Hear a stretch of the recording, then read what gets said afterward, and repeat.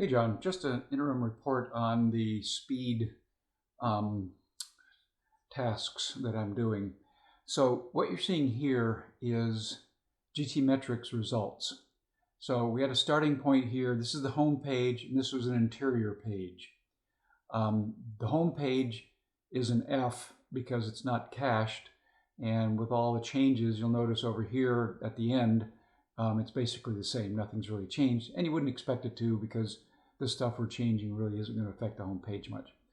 This listing page is the curious one.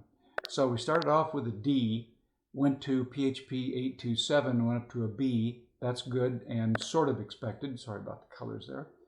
Then we turned on mem caching and minifying JS, and it sort of stayed the same, not bad. Then I turned on lazy load, and it dropped down to a D. Makes no sense at all. Even some of the tests were at an E.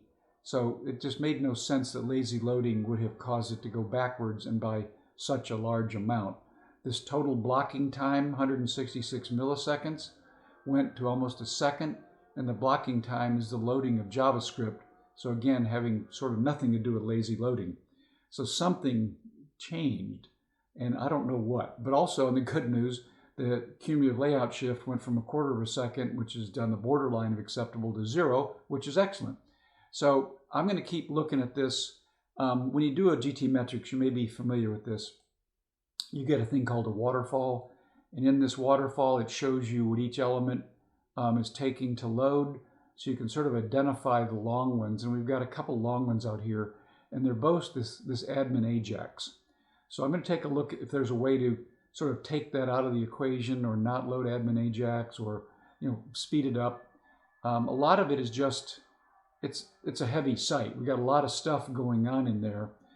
Interesting thing, there's this thing called schema. And you'll notice if you hover over it, it has to do with contact form 7 feedback schema. I don't know what that is. I'm going to look into that.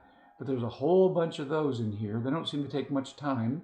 But there's just a whole bunch of them. These are fonts. So the loading of the fonts has taken a bunch of time. That's something else to consider someday. It's maybe just going to a more standard font, and that should speed things up.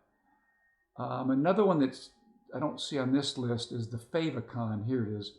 The favicon can frequently take a long time to load, and this one is not. Okay, that's good. So just an interim report.